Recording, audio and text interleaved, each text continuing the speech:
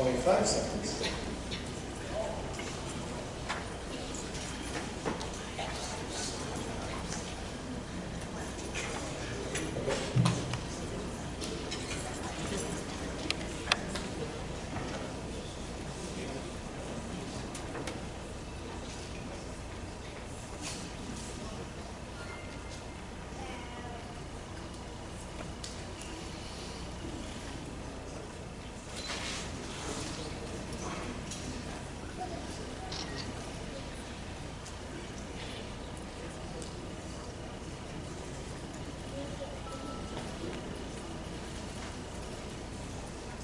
Good evening and welcome to Mayo Civic Center in Rochester for the first debate of the 2014 campaign for Minnesota Governor.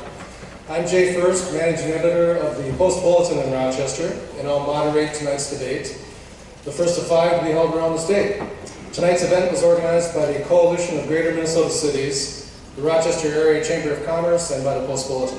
And it's being broadcast live around the state on public TV and well beyond, and thanks to our public TV sponsors tonight. We're joined by the 3 major party candidates tonight. DFL incumbent Governor Mark Dayton, Republican candidate and Hennepin County Commissioner Jeff Johnson, and Independence Party candidate Hannah Nicollet. Thank you for being here, and you can applaud.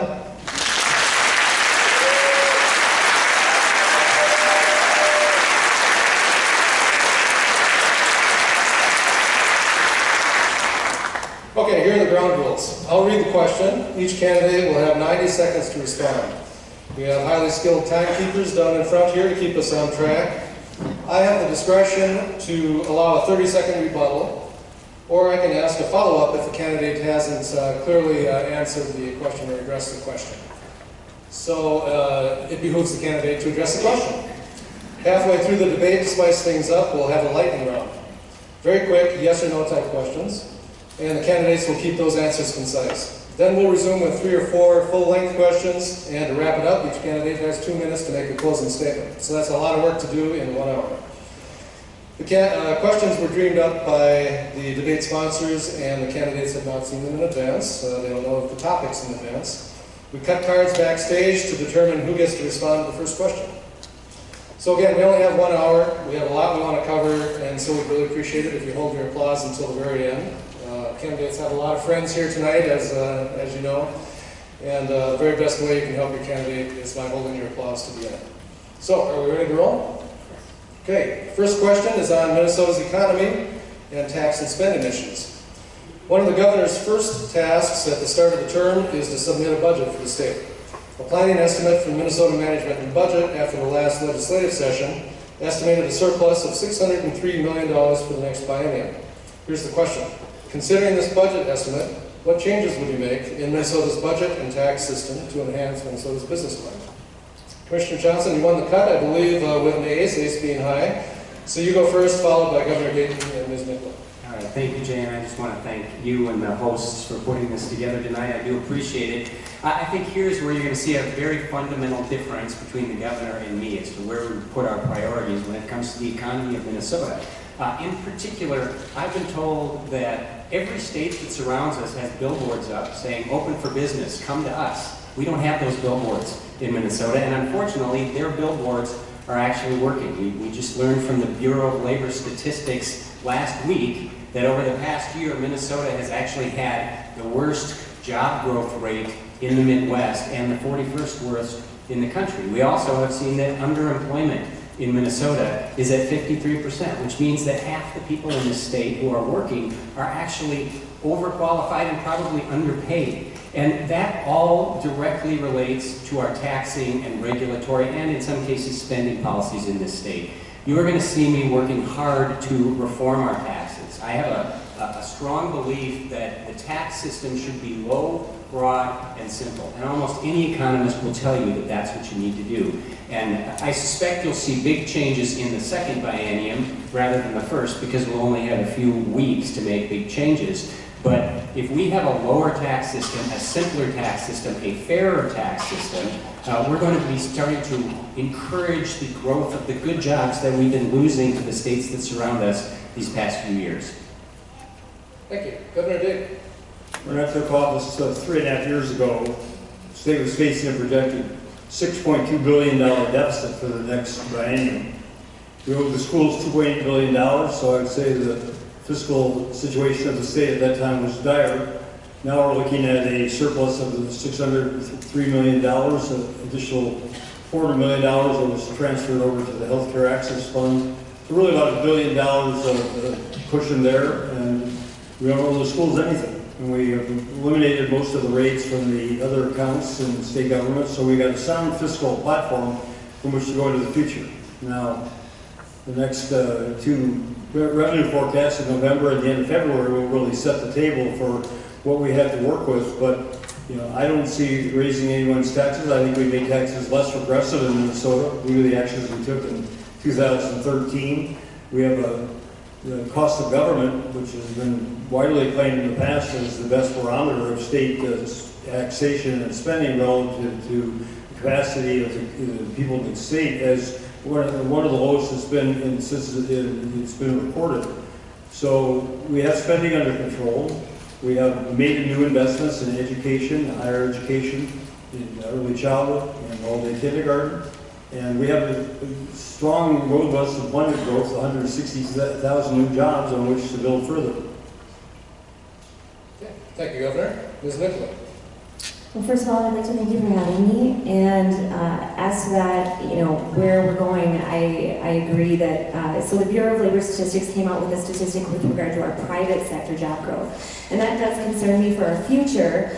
Our economy has grown at about 0.8% over the past year, and we need private sector job growth because that's what creates wealth. Wealth is stuff and services that people actually want, and government jobs aren't usually wealth producing. So the first thing I'd like to do is get rid of the corporate tax. In Minnesota, it's the third highest in the nation. There's nothing we can do about the fact that, like Medtronic just renounced their U.S. legal tax status. They're going to Ireland where they only have 12.5%. Well, we could compete much better if we didn't have the third highest corporate tax in the nation at 9.8%. It's also only 4% of revenue, and it's the most costly to collect. So first thing to go would be we would put a sale on our having a business in Minnesota, and I would expect that then we would actually grow revenue, because historically when you make it cheaper to have a business in your state, businesses want to come to your state. So that's the first thing I would address. I would also address our burdensome regulations. We have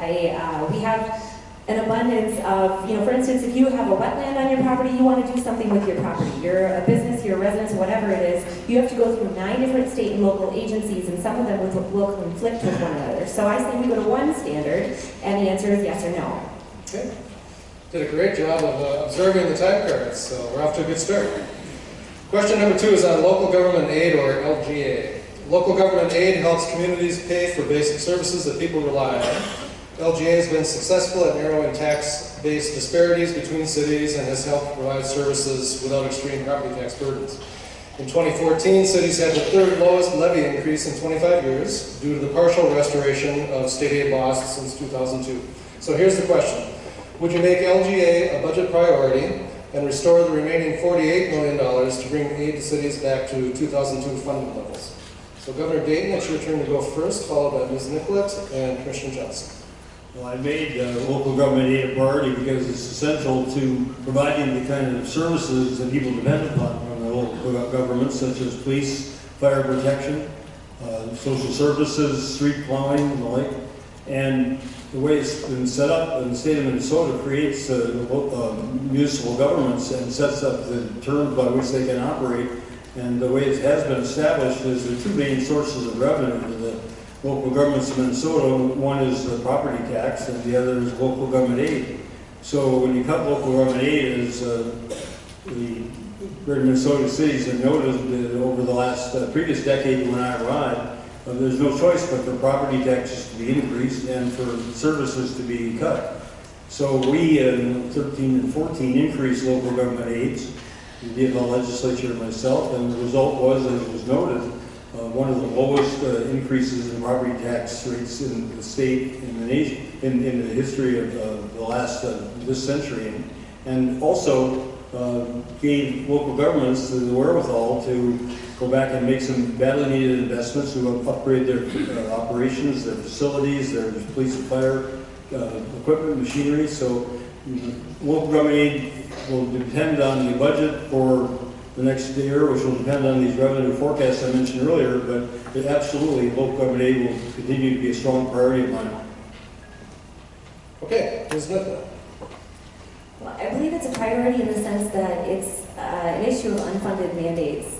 The state requires cities to provide services that they don't pay for. So that's been a problem for cities. They don't actually have the funds to pay for the services that they're required, like child protection, that they're required by the state to provide. So in the way that I see it, any service that the state requires a city to provide, you can't require of someone anything of anyone that you don't expect to pay for yourself. So I believe that if the state is requiring it of a city, then they should be willing to, we should be willing to pick up the tab for it. Then we consider it a mandatory service that the state of Minnesota provides, whether it's child protective services is simply under the, constitutional responsibilities of state government. We provide for public safety as, a constitutional responsibility, and so child protective services falls under that balloon. Thank you. Okay. Commissioner Johnson. There was an increase in local government aid last year under the all-DFL government that we have, but there was also the largest portion, I believe, that we've ever seen of local government aid going to Minneapolis, and that's at the direct expense of communities in greater Minnesota. And that has been a pretty common theme in the Dayton administration. Greater Minnesota, in many ways, has become an afterthought in this state, whether you're looking at where we spend our transportation dollars, whether you're looking at K-12 education funding formulas, whether you're looking at some of the regulations that are killing our farmers and our miners and our loggers in this state, or whether you look at LGA, there's a very metro-centric philosophy at the Capitol right now.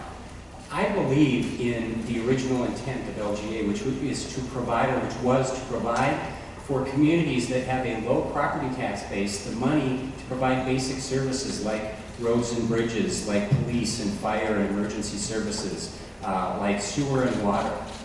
But I think we've moved far, far away from that, and we're directing it now to cities that don't need that help. I've had the question, will you promise to increase local government aid? I won't make that promise, but I will promise to do everything I can to direct the money that's already in local government aid to the communities that actually need it, because that's not happening right now. Governor Dayton, since this is a greater Minnesota-oriented debate, I'll give you 30 seconds if you want to respond to Commissioner Johnson on that point. Well, the facts just don't support what Commissioner Johnson alleges. The bonding bill last year, 38% of it went to greater Minnesota, 28% to the metro, and the rest was statewide projects, and 10% went to the state capital project. The unemployment rates right now in Rochester are 3.3%, and Mankato 3.7%. You look at the development projects downtown in both of those cities, as well as St. Cloud. The bonding bill, as I said, the focus has been very much on greater Minnesota and meeting the needs here, and that's why the economies are expanding. Okay. Question number 3 is on MNsure, the state health insurance exchange, and MNsure was in the news today. Regional insurance rates under MNsure vary widely. They're lowest in the Twin Cities this year, and people in southeastern Minnesota face the steepest rates, plus have fewer choices. Ditto in northeastern Minnesota. The geographical disparity has been linked in part to access to government health, hospital, and clinic systems. Now, with Preferred 1 dropping out, further changes are ahead in rates. So, here's the question. As governor, how would you help make sure MNsure rates and plan options are equitable in all corners of the state? And Ms. Nicolette, it's your turn, followed by Commissioner Johnson and Governor Dayton. Thank you. Well, obviously, it's going to be difficult. MNsure just had the largest enrollee, Preferred 1, drop out of the program. So, we're now looking at, and they had the lowest rates. And of course, there have been all kinds of administrative problems, software glitches, and the whole rollout went out poorly. So we'll probably have to fix it as long as there is a federal mandate that requires that we have federal health insurance here as a state. And I don't see us handing over federal control. If we have a federal exchange, then we lose other federal subsidies. And That addresses another subject, which is how much we receive back from the federal government already. Minnesota sends $90 billion a year to the federal government, and we only receive about $45 billion back. So we receive about 50 cents on every dollar, and we have to jump through hoops to get it. So at this point, I'm not willing to give MNsure, if we don't have MNsure, then we don't even receive the subsidies that come alongside the, having our own exchange. For whatever reason, if you go with the federal exchange, you don't receive the federal subsidies. So we need to fix it regardless. We need to implement it. Now, if I learned anything as a software developer, it's that you don't reinvent the wheel. So we find software and administrative handling of an exchange that's actually working well, and we tailor it to Minnesota and implement it here. That would be my suggestion. Okay. Thank you. Commissioner Johnson. Well, we have the best insurance system in the country in Minnesota prior to MNsure. We don't anymore. And Governor, you desperately wanted to be the first state in the country to implement Obamacare in Minnesota in the form of MNsure, and you got everything you wanted, and it's been an unmitigated disaster, and it's hurting thousands of people. 140,000 plus Minnesotans who have been forced off their health care because of MNsure. Many of them lost their doctors. Some of them lost their hospitals. We've seen rates increase after MNsure. They're about to spike next year from what we learned today. We have the highest deductibles in the country. We have parents with babies who can't get their babies on insurance for months because this thing is such a mess. And Governor, you had a press conference today and you said that you don't lose any sleep over MNsure and you should celebrate it. I lose sleep over MNsure. Hundreds of thousands of Minnesotans are losing sleep over MNsure. So what do we do about it? Number one, I'm going to demand a Section 1332 waiver under the Affordable Care Act, which is called a state innovation waiver, at least as a starting point, so we can bring some of the things we had before that worked better back. But we can't get that till 2017. So in the short term, I can tell you right now, I will fire every member of that board and the top staff because they are incompetent. I will take away their ability to make rules without public input, and I will work very hard to remove barriers for the private sector to actually compete with MNsure. We used to be the best in the country, we're not anymore. And because of that, thousands of people are being hurt, and I think it's time we had a governor who will do something about it. Thank you. Governor Day. The announcement today was that for the second year now in a row, Minnesota will have the lowest rates of any health exchange in the country. So we've succeeded in keeping the insurance costs relatively low. There's a 4.5% average increase. It varies from one part of the state to another. And we've brought the rate of other people who are unemployed or uninsured in Minnesota down by 40%. We have the second lowest percent of people uninsured of any state in the nation. And hundreds of thousands of people have had access to health care that they didn't have before because of disqualification for pre-existing conditions, because of ceilings on the total amount of health expenditures in a lifetime, and a number of other ways in which the Affordable Care Act has opened the door for people to be able both to afford and be insured of they're going to have quality care. You can cite some statistics that are misleading. 140,000 people went in with health care plans that were not ACA compliant and were required to become so. So insurers had to adjust those plans to offer them something better than what they had before. That's one of the purposes of the Affordable Care Act, is to ensure people that they're going to have coverage for their needs, which a lot of people don't find out until after it's too late. Over half the personal bankruptcies in this country are caused by healthcare costs that exceed people's means, and most of those people have insurance. Thank you. Now we'll have our lightning round of quick questions, and we're looking for straight up yes or no answers with just a sentence or two of elaboration.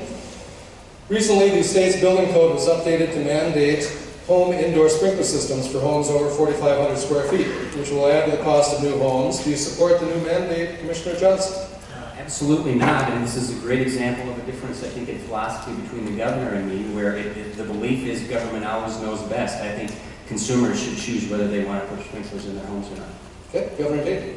Yes, I support it, and people who haven't had the experience of going into a burning building and having to risk their lives, give their lives, to put out those fires are in no position to judge what the firefighters of this state say overwhelmingly is necessary for their protection and for the safety of people who live in those residences. And Ms. Nicola. I don't. I believe it's the work of lobbyists to make sure that every luxury available is mandated to be put into building codes, and it is only affordable to the wealthy. If you're at a lower income, this can make a difference. I saw a stat a few years ago that every $5,000 you add on to the price of a house eliminates 35,000 people from being able to afford that house. So I support affordable housing, and I wouldn't mandate it. Yeah. Commissioner Johnson, I might give you a shot at responding to the governor's comments about firefighters, if you want to take that. Sure, and I don't think any lobby, no matter how great the lobby is, or no matter how much we agree with the lobby, should be dictating our policy. And what it comes down to is exactly what Hannah said. Because of this new mandate, which most of the legislature from both parties didn't seem to like, we are now increasing the cost of homes and pricing some people out of being able to buy. Okay. Number 2 in the lightning round, the state just created a $20 million fund to expand Minnesota's broadband infrastructure. Recently, the governor's broadband task force recommended an additional $200 million for the next 2 years for the infrastructure grant fund. Do you support the task force's $200 million recommendation, Governor Dayton? Yes, it's definitely one of my priorities. That's part of the cost. So we have a task force that estimated between $800 million and $3 billion to really complete this broadband access in Minnesota. So it's a very expensive proposition, but that's a step in the right direction. Ms. Nicholas. Well, I support broadband access throughout rural areas, and I do think that that's a hindrance to being able to do business in rural areas. It's the same as mail service, really. Our new mail service, our new mode of communication, primary, is the internet. So, but as far as how it's being allocated right now, my concern is that I've seen right now we're at about 99% people being connected at acceptable, what the state has determined to be acceptable download speeds, and 75% at acceptable upload speeds. So we're looking at about 25% getting up to par on upload speeds. I would probably rather see, because what we've had problems with is that the government has been competing with private business. So in Monticello, we had an instance where they came in and installed cable and then started having a price war with the cable companies that were already there. I would rather have us focus our resources on areas that are not connected at all and start with those, $200 million is an awful lot of money, and it's highly important, but we're also on the cusp of new technology too that may not involve lane cable at all, so we're looking at satellite and whatnot, so I would just be hesitant to, go full bore ahead. But, public buildings, we have, we want to make sure that all of our schools are hooked up and that they can be hot spots, and make sure that all of our areas that are currently not covered right now are covered. Okay, so that was a few lines more than I was expecting, but I do want to ask, so would you support the task force's $200 million recommendation? So I provided that it's allocated to areas that are not already connected. Okay, Commissioner Johnson. I don't know if I would support that exact number. I don't know where I'd end up. I can tell you that broadband connectivity will be a priority for me, because I'm a strong believer that if we actually want to be competitive from a business standpoint, every area of the state has to be connected. I would agree with Hannah that I'm not a big fan of the government entering the private market as a competitor, but if we can use this money to incent the private sector, I'd be very supportive of that. Okay. Question number 3. Do you support development of high-speed passenger rail between Rochester and the Twin Cities, the project called Zip Rail? It's an issue that a lot of people around here care about. So we're going with Ms. Nicollet first this time.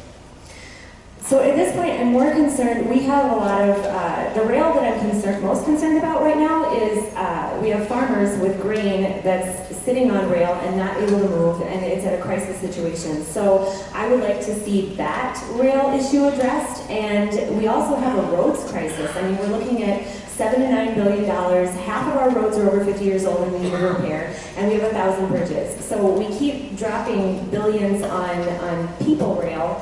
And even though I've got nothing against it, my concern is that we're not focusing on our needs and instead focusing more on our wants. So we need to refocus our priorities. We need those roads and bridges. It's, having good roads and bridges is essential to your economy. And so that's where I would focus the effort right now. And coming up with $7 to $9 billion, you know, we've come up with $4 billion for Viking stadiums and several lines of rail already. So I believe that we can easily find the $7 to $9 billion that we need. It's actually setting us back. It costs every Minnesotan money not to take care of that. So that would be my primary concern. And I'm less concerned with rail projects. I feel like those should be secondary to any, to our roads and bridges, that we address those first. Okay, Commissioner Johnson. Show me the cost-benefit analysis, and I'll take a look at it. I've not been a big fan of rail projects in general because I think they're a terribly inefficient use of transportation dollars. But I've been told by some advocates for the zip rail that this one's going to pay for itself. I'm skeptical, but my ears are open. If somebody can prove that to me, then I'll certainly consider it.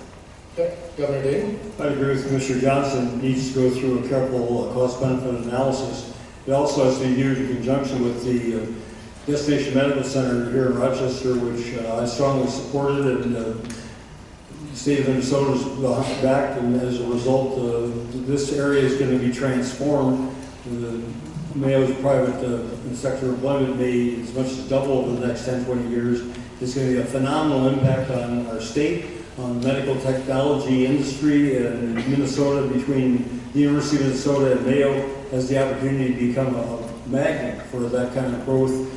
Jobs and opportunities, and the zip rail line would certainly enhance that connection. Okay, so a few more lightning round questions, and the more concise answers, the better. The most recent proposed amendments to the Minnesota Constitution were highly controversial. Currently, only a simple majority of the legislature is required to put a proposed constitutional amendment on the ballot. Should this threshold be raised to ensure more consensus when proposing changes to the Constitution? And Commissioner Johnson, you're first. No, I don't think it should. I think the system we have is workable, and I think it's proven to have worked in the past. Okay, Governor Dayton? No. That's a very concise answer. No, that's good. 2 minutes. No, I appreciate it. Ms. Nichols?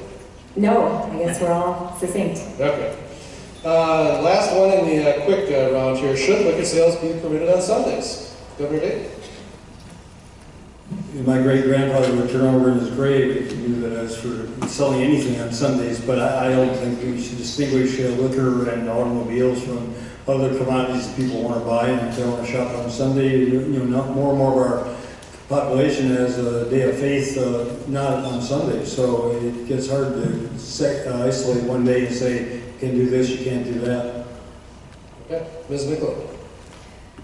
Yeah, well, any legal product should be able to be sold on any day. We have, Sunday is a religious holiday for Christians. Saturday, Friday night is sundown to Saturday night sundown is a Sabbath for Jewish people. So why did we pick Sunday in particular? It seems unfair to other faiths. But regardless, any legal product should be able to be sold any day of the week. And if if you're a business owner and you want to close on Sunday, more power to you. Go ahead. But yeah, we wouldn't, I wouldn't support that. And I'm also against the fact that, 60% of Minnesotans want Sunday alcohol sales, so why shouldn't they have it? Okay. Commissioner Johnson? Yes, and this is frustrating to me because everybody says let's do it, but the last 2 years there's been a big push and under all DFL control. We can't get it done for some reason. So we'll get it done if I'm governor. Okay. All right, after that brisk little exercise, we'll now go back to long-form questions, and you'll have a luxurious 90 seconds to answer. This one's about Destination Medical Center, which is topic A in Rochester. Destination Medical Center is a new approach for public-private partnerships. The plan calls for specific local investment to occur before approved state funding is released. The goal is the combination of efforts that will drive regional economic growth that will provide a boost for much of the state. Some have suggested the plan could serve as a model for targeted economic development efforts in other parts of the state. So here's the question. Do you agree with how DMC was structured as a way to promote regional development? And would you support similar public-private partnerships elsewhere? And if so, do you have some in mind?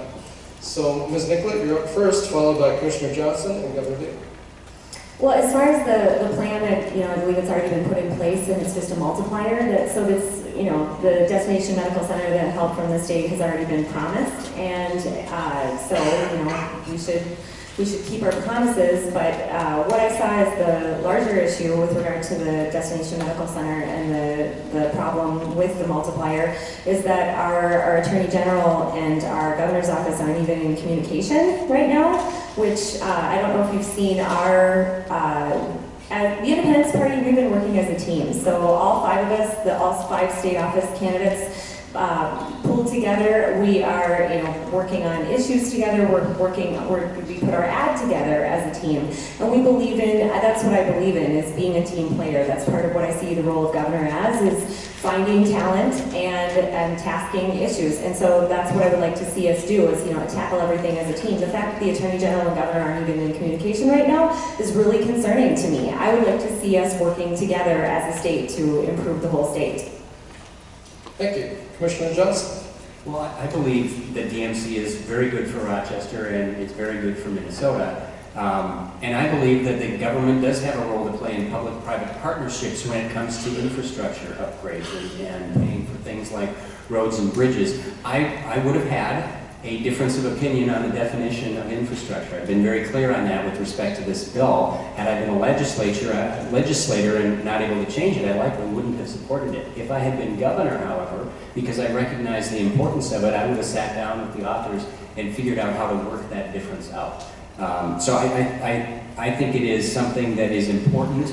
As Hannah mentioned, it's likely going to have to come up again next year because we apparently had another misunderstanding of what was in the bill from the governor's office, and there's a disagreement with the Attorney General's office, and it's going to have to be fixed next year. Some people have said it's an easy fix. There's never an easy fix of anything when you reopen something controversial. It'll probably be difficult, but I will work to get it done as governor.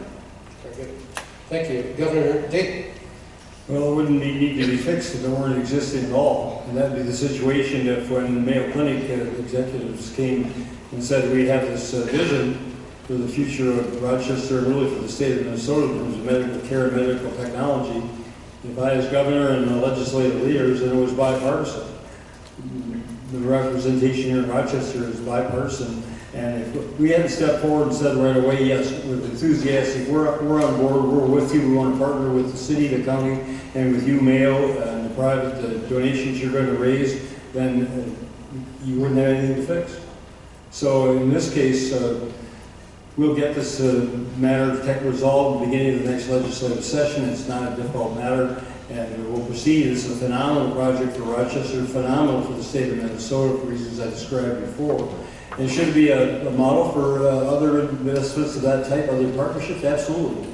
And this is one of the areas where there is principal disagreement. I believe there is a role for government to provide incentives and then to partner with the private sector in order to make these projects happen. I mean, you can look at AGCO in Jackson, Minnesota, you can look at Segedus up on the range, you can look at Shutterfly and Shakopee, all over the state. There were projects that we moved forward because we made the investments along with it. Smaller in scale relative to the DMC, but the same kind of seeding that is crucial to get the projects going and expanding. Commissioner Johnson, to back up for a moment. So do you think this model works, and can you envision it being used in other parts of the state with particular projects? I could see it being used in other parts of the state as long as the definition of infrastructure is truly about infrastructure, roads in particular. So there'd probably be some negotiation with respect to that at our government. Okay. And Ms. Nicollet, I'd ask you to. I would agree that when we provide what we promise to provide as a state for new infrastructure, we provide roads, we provide sewage, all that, then it's absolutely effective, and broadband may be an issue with that also, but yeah, it's, provided that we're providing transportation and infrastructure. Okay, that leads nicely into the next question, which is on transportation. Minnesota faces transportation funding challenges at every level. By one estimate, state highway funding will fall $12 billion short of what's needed over the next 20 years. Last year, the Corridors of Commerce program was created to help remove bottlenecks and increase capacity on key highways. Over 120 projects were submitted for initial funding, of which 10 received funding. Also, a task force of 20 mayors from smaller cities are working to develop programs and plans to fund local municipal road improvements. So here's the question. What is your vision for investing in Minnesota's transportation system, including local roads in communities large and small, as well as the Corridors of Commerce program, and how will this vision be funded? Kind of a big baggy question. Commissioner Johnson, you get the first crack at this, followed by Governor Dayton and Ms. Nicollet.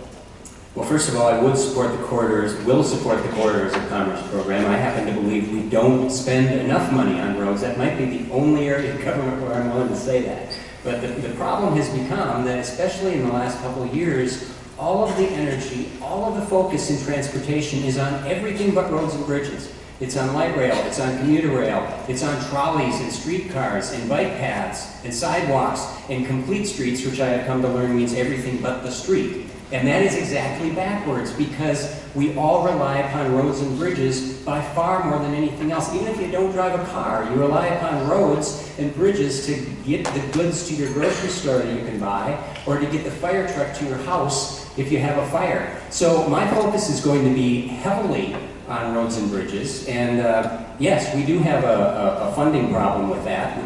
The gas tax all by itself is not going to cover what we need to do, but part of that is about priorities. It's about actually saying we're going to put this up at the top, and rather than spending on all these other things ahead of it, we're going to say this is where we're going to spend first, and then worry about some of these other things later. I'm also someone who would be willing to support much more significant bonding when it comes to transportation projects. That might require a constitutional change to do, but I would be willing to push that forward. We've got to start focusing on roads and bridges over all these other forms of transportation. Thank you.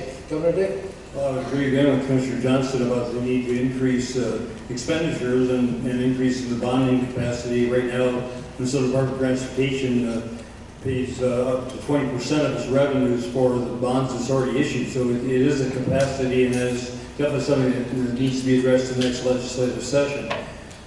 There's about a $6 billion gap, $20 billion, you said, Jay, over 20 years, $6 billion over the next 10 years between what we need to spend just to keep the system as it is now, maintain the status quo, which, as we all know, has deteriorated over the last couple of decades. Greater congestion, deterioration of the trunk highway system, more accidents, more fatalities. So next session we're going to face up to, are we going to come up with additional money that's necessary to make those investments to at least break even and ideally to improve our system. Some people say, well, we'll just get administrative efficiencies out of the Department of Transportation, which is a very important aspect of it, but it's not going to come close to the amount of additional expenditure necessary. So the people of Minnesota really have to decide through their elected representatives, are they satisfied with things as they are willing to pay additional money from some source or another in order to be able to make that break even, or do we want to improve things, in which case you're going to have to invest more, or are we willing to let things continue to deteriorate, which will happen unless the investments overall are increased. Commissioner Johnson, before we move on to Ms. Nicollet, do you want to respond to that? Well, yeah, when I say we need to actually prioritize, my answer was not that we need to just find efficiencies, although I agree with the governor that we need to do that. But the problem is we haven't made this a priority, particularly the last 2 years. If you look at the bonding bill, I'd love to talk about the Senate Legislative Office building. We're spending more on that than what we spent on roads and bridges in the $1 billion bonding bill. So the priorities have not been there, and we need to actually put this at the top of the list. It's the only way we're going to get it done. Okay. Thanks for your patience, Ms. Nicollet. On to you. Okay. Yeah, this is, under the Constitution, transportation, one of the responsibilities of government, and we haven't been doing it. And it is truly a public good, because not taking care of our roads and bridges costs every Minnesotan money, whether it's extra transportation costs, whether you use the roads or not, because you end up paying for it either directly or indirectly, or via emergency services. Regardless, the return on investment for every dollar that you put towards, just on a cost benefit basis, every dollar you put towards roads and bridges comes back to $3 to $4 each. And so, versus light rail, where you get about 42 cents on every dollar. So the cost benefit is not something that benefits all of Minnesota. Plus, it is another instance where the Twin Cities ends up, getting the lion's share. So, as far as how our priorities have been, we need to, move those. Somehow we managed to find, about $4 billion on, Viking Stadium and, light rail trail, all of those things that we've been throwing money at, and meanwhile, we've been neglecting our roads and bridges for a long time. I've never seen anything like this, and I've spent my entire life here. I'm 40, so it's, I've been here quite a while, and I would like to see us, however we get it done, we need to make it a priority. So first of all, we need to reprioritize. We've got to stop buying toys when we need food as a state. And then after that, if we need to raise gas tax, by a certain number of cents to make it happen, we need to make it happen. Thank you. Next question is on the workforce and jobs in Minnesota. According to Minnesota's Department of Employment and Economic Development, job creation across the state has been uneven since 2010, with all regions of greater Minnesota lagging behind the metro area. Employers across greater Minnesota, including here in Rochester, say it's extremely tough to find qualified employees for many types of jobs. And as DMC evolves, certainly with 35,000 more jobs projected in this area, there's a lot of concern about whether people will be here who are trained and ready to step into those jobs. So here's the question. An employer-focused job training program that put an emphasis on job training solutions was introduced in the legislature last year. As governor, would you support this $10 million program? And in what other ways would you address the worker shortage and the shortage of trained workers in greater Minnesota? Big question, but if you can do your best. Governor Dayton, you're first, followed by Ms. Nicollet and Commissioner Johnson. Well, your preamble has its own contradiction. On the one hand, you say that economic growth is not occurring around the state, and then you say to the fact that we don't have enough workers for the jobs, and we don't have enough housing for the workers, and businesses all over the state in greater Minnesota that want to expand and create more jobs and can't because of barriers such as the lack of housing. Key up in Thief River Falls and Polaris and Rosso looking for assistance to increase the housing for people that they want to hire. And down on the Iowa border, Jackson right through Laverne and Worthington can't expand because of water deficiencies, which the bonding bill is focused on correcting. So, I dispute that we don't have good, healthy economic growth going on all over Minnesota, and not uniformly common, but very much the same, kind of moving forward. So yes, we need to train people for the jobs. I was up on the range this last week, and they're looking for welders and engineers and technicians in order to expand. Yes, absolutely, we need to realign the training program, starting with high schools and even junior high schools, and get them aligned with the MINSCU campuses, and train young people for the jobs of the future rather than the jobs of the past. That's going to require an investment again to bring on modern technology and equipment to those facilities, but the payoff is significant and one we should pursue. So you would support the $10 million program? I mean, yes, we're not, the federal government has myriad job training programs. The state has its own on top of that. I'm not sure that there's lack of funds right now, so in that respect, the lack of funding is for particularly the MINSCU campuses, for the equipment, the technology, the building improvements that are necessary, so that the training that does go on is training people for the state-of-the-art jobs that are out there. Thank you. Ms. Nicollet. Would you repeat the question with regard to the program, the $10 million program? I'm sorry. Would you repeat the question with regard to the $10 million program that you referenced? There was a program that was introduced at the legislature last year, $10 million that would be used for job training solutions. And so more generally, what would you do to generate more training programs for workers?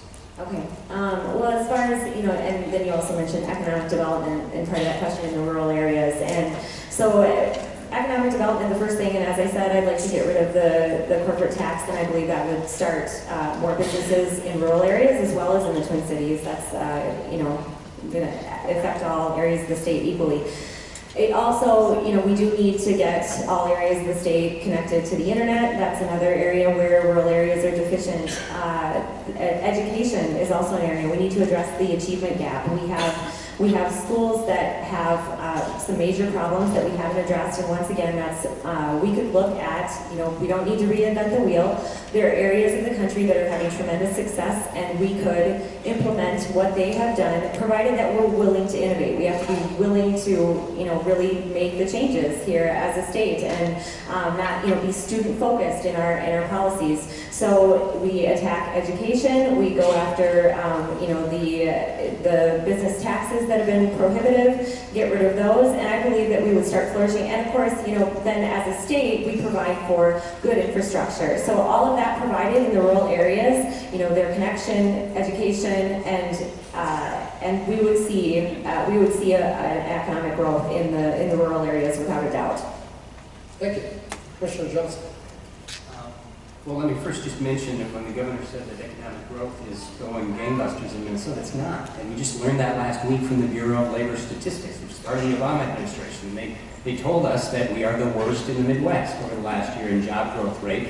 The Kauffman Foundation, which is a nonprofit, nonpartisan group, shows that if you look at the last 4 years, Minnesota has created the fewest number of new businesses in the country per capita. So it's not just a greater Minnesota issue, it's an issue all over the state. But it is particularly problematic in greater Minnesota, and part of that is because we haven't paid a lot of attention to greater Minnesota these last few years. And so, number one is infrastructure. Let's fund roads in greater Minnesota, and let's work to expand broadband. I think that's a very important piece. Another piece is just economic development in general, and having a governor who's going to be a cheerleader for greater Minnesota. I was born and raised in Detroit Lakes. My wife's from Crookston. We went to school in Moorhead. Our roots, our values, our families are all in greater Minnesota, and I think I'm somebody who will be out here a lot cheerleading for greater Minnesota. And then finally, and here's a big difference between the governor and me, we have some opportunities around this state to create great jobs. One of them is mining up in northern Minnesota. Those are literally hundreds of really good paying jobs up there. They are desperate for those jobs up on the range, and we're kind of slow walking that process. I don't think Polymet will open if the governor is reelected. I will do everything I can to get it opened if I'm governor. Well, Governor, I should give you 30 seconds to respond to the last part of that comment. The commissioner has decided before the review process is complete that he's already jumped on one side, result for Polymet, which may be the final outcome and the proper one, but to jump in at this point with the review process and environmental impact statement is fairly close to completion. It's taken too long, no doubt, but to jump in now and throw in the whole hog and just say, well, we'll forget about all the environmental considerations and everything else, so we're just going to pander to northern Minnesota, try to get their jobs, I think is really irresponsible. Let the other two candidates respond as well, since mining is now the topic. Go ahead, Commissioner. Well, yeah, Governor, I didn't say that we should just ignore the regulatory process. We've been through 7 years of the regulatory process. They've spent hundreds of millions of dollars, and what we've seen is that they likely can do this in an environmentally friendly way, which is really important. I don't even think we should make the review process easier, but I think let's at least push through it to make sure it actually happens in a timely and fair way. I think we're dragging this out so that we can say after the election, we're not going to open this thing. Okay, Ms. Nicola? With regard to Polymet, are we? Regarding mining in northeastern Minnesota. Yeah, well, the last environmental impact study gave it a rating on par with the Green Line, and so, so we're at a point where we could go ahead. My only concern is that we've had some instances where, mines have declared bankruptcy after the fact because there are a lot of costs involved on the latter end. It takes about $200 million to close the mine, $67 million after. Provided that money is set aside and we know that it's available and it's not going to be abandoned, then absolutely we need it for economic growth up there. Okay, thank you. That's it for questions, long-form questions. Now each candidate gets 2 minutes for a closing statement. Again, we cut cards to determine who goes first. The cards are still right here. In fact, we have a little time for Texas Hold'em later, perhaps, if anyone's interested. Hannah Nicollet won the cut and goes first with the closing statement, followed by Commissioner Johnson and Governor David. Well, I want to really thank the debate moderators and the people who held this debate for having me. I appreciate that because this is the only debate that I've been confirmed to participate in. So I sincerely thank you for that. And I also want to make a, why I should probably introduce myself. I'm a mom of 2 kids. My 3-year-old and 7-year-old are over here. My husband is over here. And I'm a former software developer. And people probably wonder, what in the world does that have to do with being governor? Well, I love to solve problems. And just personally, I love to build teams. So my lieutenant governor candidate is by far the best. I encourage you to look into him. He wrote the book Eco Commerce 101, where he presented a new model for developing ag and environmental policy. Why does that matter? Because I believe in team building. That's why we're all working. From the Independence Party, we're all working as a team together, and that's how we would like to solve problems as a state.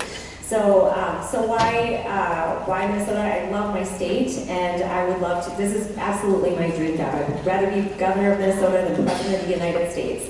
And as such, I think that we can work together much better than with the special interests. I believe the Independence Party needs a voice in Minnesota because we represent the people. We truly do. You know, when 68% of the people said that they wanted the Viking Stadium entirely privately funded, what about entirely privately funded do legislators not understand? And when they can't get it passed via a referendum, then they have backroom deals. And when they had, if they were, if you have more than 4 people in a meeting, then you're subject to open meeting laws, so they only had 4 people in a meeting. And when the press came to ask what they were doing, they said they were talking about fishing regulations, all to give us what we didn't want. And so if you shouldn't need a high-paid lobbyist, whether you're a child and you need child protection, you're being abused, you shouldn't need a high-paid lobbyist to represent you at the Capitol. In my administration, you wouldn't.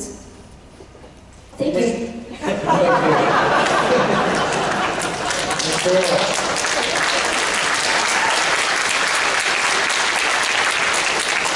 Okay, we can do that after closing statements. Commissioner Johnson, you're next. All right, well, thank you, Jay, and thank you again to the hosts and for all of you for being here. And I have to admit, I am really pleased that we're finally having this first debate, because I'll be honest with you, it's been a little frustrating the last couple months to watch some of the mistruths, some of the lies, Governor, that you and some of your supporters have had on TV about me for the last couple months, whether it is that I'll cut the minimum wage, I've never said that, whether that I cut education funding, I never did. In fact, I voted 3 times in each of the budgets to increase education funding. So it's nice to be here and actually share our visions directly to people and let them choose on their own. And let me tell you what my vision is, because I'm sharing it all over the state of Minnesota. It's a vision of a state where every kid in this state has access to a great education and to great teachers, regardless of where that kid lives or how rich or poor his or her parents are, and where patients and doctors are making healthcare decisions, not insurance companies, certainly not government bureaucrats.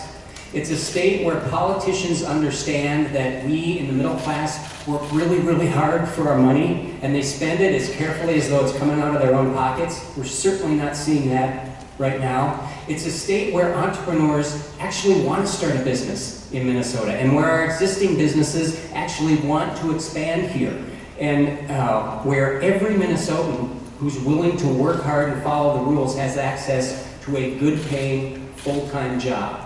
And most importantly, I have a vision of a state where we have ended this bitterness and envy over income differences, and this belief that the poor are poor and the rich are rich, and all we can do is just move around the money.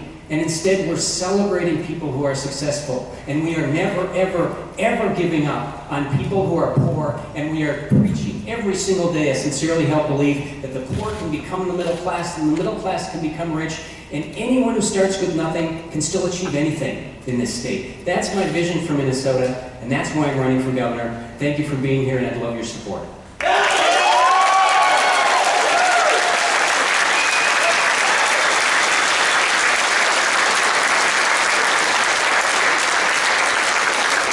Thank you, Commissioner Johnson. Governor Lee.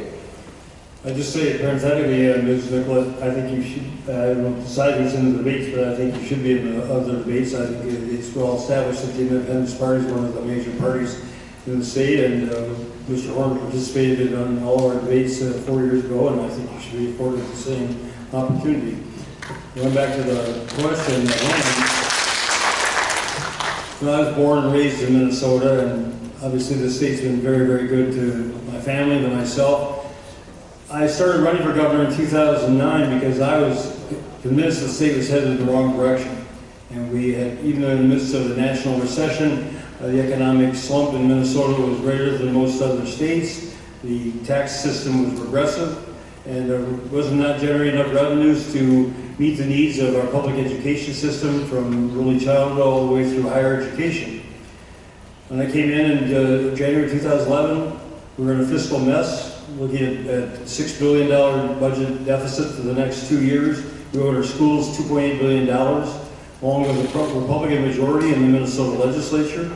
And myself, we cut $2 billion of spending, permanent cuts in the state expenditures, and we paid off the school debts over time. We raised taxes only on the wealthiest 2% in income taxes. And in fact, 2 million Minnesota middle-income taxpayers received an income tax cut in the last legislative session when we went through federal conformity. We invested that money in education, which in Minnesota had been slacking relative to other states and relative to the needs. We instituted early childhood education, all-day kindergarten, which are two of the most critical ways we can address the disparity gap and the achievement gap and the ability of schools and the society to help young people from the very birth all the way until they can enter the society as productive adults and citizens. That's the vision I have of the future of the state, and that's the one I wish to continue as governor.